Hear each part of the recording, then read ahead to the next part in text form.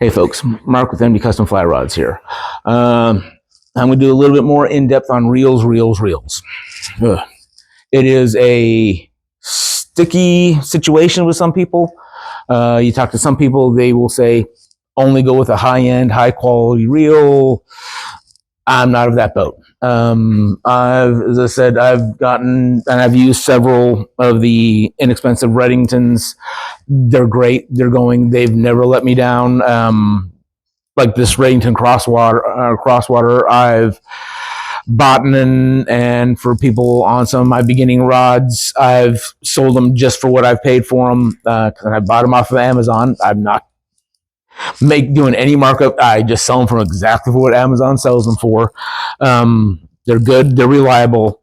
They're inexpensive. The drag system works on them. Most people are going to use them for trout or for bass or something like that. So for trout, you're really not going to use the drag system. For bass, you might use the drag system.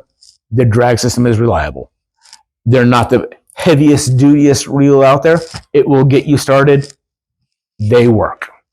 Next from there, I will end up steadying on up to, I've picked up a few of these Grays reels. This GTS 300.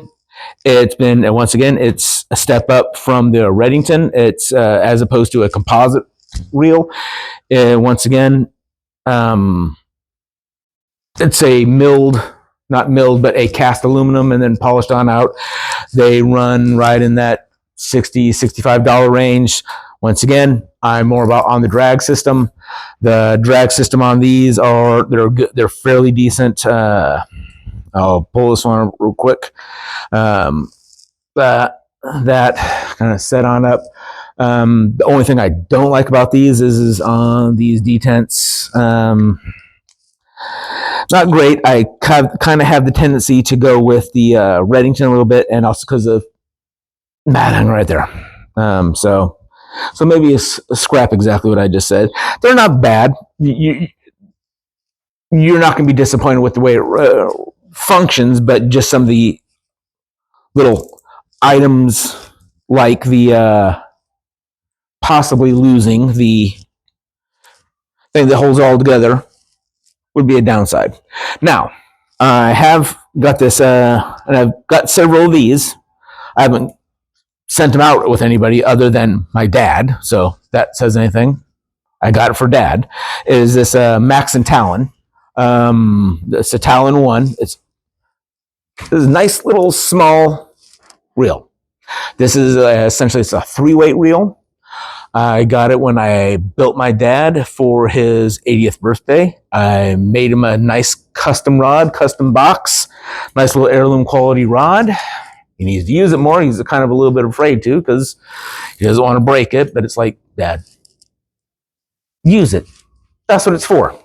But I matched it on up with this reel right here, and I just personally got so impressed with it. I went back, and as luck would have it, they had them on sale, so I bought 4. And I have one on my 3-weight, and I have this one. I have a Euro rod I'm getting ready to build for myself that this is going to go on to because I found I really do like the drag system on it. This unit is set up. The drag system works really good. The no small parts on it. The system comes on off. This is a nice sealed drag system. I had no problems fishing up in Colorado on it with the ice and everything else. Unit up there, no knobs on the backside. Thing just pops, lever pops off, pops in, pops off. It's nice. I would like a little bit tighter machining, but once again, now we're getting into the $100 price range. We're not going to get super tight machining at $100. That's just the way it is. But do I expect it for $100? No. Okay. Next thing we're going to take a look at here is I've got this. And this is also another one of my reels. I haven't used it yet, so I can't swear on it how great it is. But I did buy it for several reasons. One, A lot of everybody else's reviews were really good on it. 2, once again, sealed unit up underneath. Once again, sealed unit, everything clicks on, off on the outside, locks on in, nice, quiet. I really don't like everything loud. And then the other thing which was important for this, because as I said, this is my own personal reel, is also the drag system was really, really, really rated well on it. Nice, fine adjustment on there. The drag system is rated better than the cost of the reel, this is like right in the $150, $160 range on a reel. I got it on sale. Said and done is one of the other reasons why I bought it is spare spool. Since this is going onto a 6-weight rod, I've got one set up for floating line, one set up for the sink tip. Since it's going to be a streamer rod for myself, after I get this other streamer rod, I've got another 6-weight for myself. I will start working on that eventually. So I'm going to do a little bit of custom coloring for myself, which is going to be a first for me. But I just like the options and the qualities, which is something you should think of for yourself. Does it make sure it comes with a nice, bag for it to go in? So when you slap this unit, when you store it, it goes on there. And then also when you put it onto your rod, you keep it on there, wrap this on. And as you're going out into the water and everything else, you can take it, wrap this all around your rod, this neat thing. You can bang it up. It just protects it. It's nice. Nice little feature, nice little thing to have. I like the neoprene rod covers. Now, lastly, higher end reels, are they worth it? Yes, but not always. Is it possibly to overkill? Yes. Are stuff like Ross reels, Nautilus reels, or the Redington tilt reels, are they worth it? Yes. If I am fishing up in Colorado and only fishing up in Colorado or Montana and I'm only fishing rainbow and brown trout, I'd go buy another cheeky reel. Would I, if I'm buying a custom rod and it is going to be I'm going to spend the money on and I'm going to drop not only a custom rod, I'm not going to go that $300 rod on a custom rod. I'm not going to go the $500 rod on a custom rod. I'm going to drop $800, $1,200, $1,600 on a custom rod, or maybe even upwards $2,000 to $3,000 on a custom bamboo rod. Yeah, I will. Then I can personally justify what's $600 on a reel, because that's what something like a Nautilus is going to set you back. You're looking probably right around that, starting around that $600 range. But like the Ross reels, honestly, they're pretty to look at. They function beautifully. They're milled out. The tolerances on them are insane. The times on my Nautilus here, that the fish that I've caught on this, I could not. The times that I have, I've caught like gar, buffalo, stripers. These fish have gotten onto this reel, and I've had to get them onto the drag system, and it has just been, it's functioned flawlessly. The Nautilus are designed for salt water. So they're designed to take abuse, and this reel has taken abuse. It's a Nautilus XL.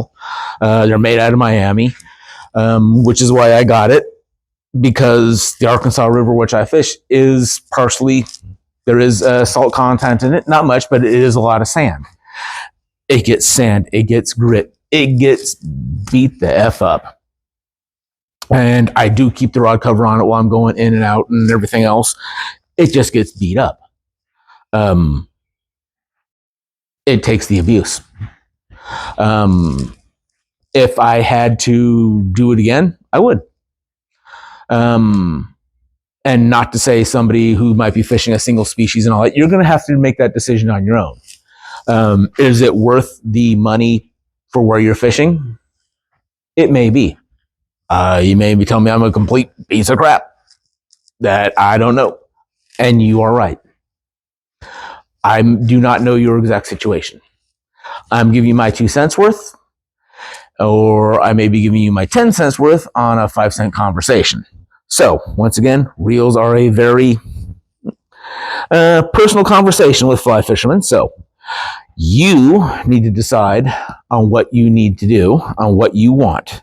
My only suggestion on a fly fishing reel is buy what you like, buy what you want. There's a lot of times you don't need to over purchase a reel. Don't overthink it. There is it's a Chinese company. They sell, and I don't even want to shill for them because I hate it. And I don't like a lot of the stuff even on Amazon, like most people don't know.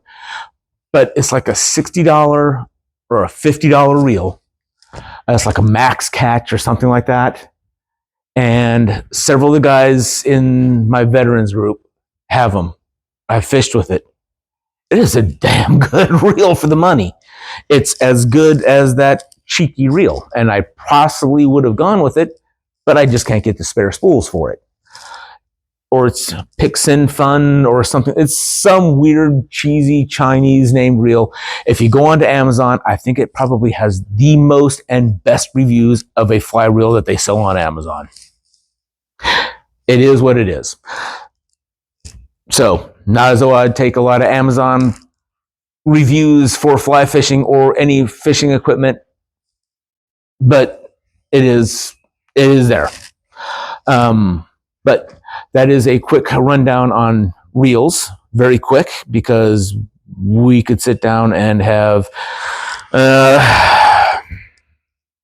it is a two case of beer conversation on fishing reels, and I could set up a whole live stream, which may be a possibility of doing something like that and bringing some friends in and fellow fishermen on in, and we could all throw our own 2 cents on in and maybe even start fielding some questions on in if that's something people might want to step on into. But it is a landmine field, or you know what I mean. So, any questions, please don't hesitate to ask. Any comments, please don't hesitate to leave them. Not much that would hurt my feelings. Like, subscribe. Thank you for your patience. If you have any suggestions, please post them. I'm not above learning. If you have a recommendation on a reel, please post it. Let other people know. If you have a recommendation with a video, please post it. Once again, I am far not above promoting and learning myself. Like, subscribe. See you on the next one. Take friends and family fishing. Have a great day. Bye.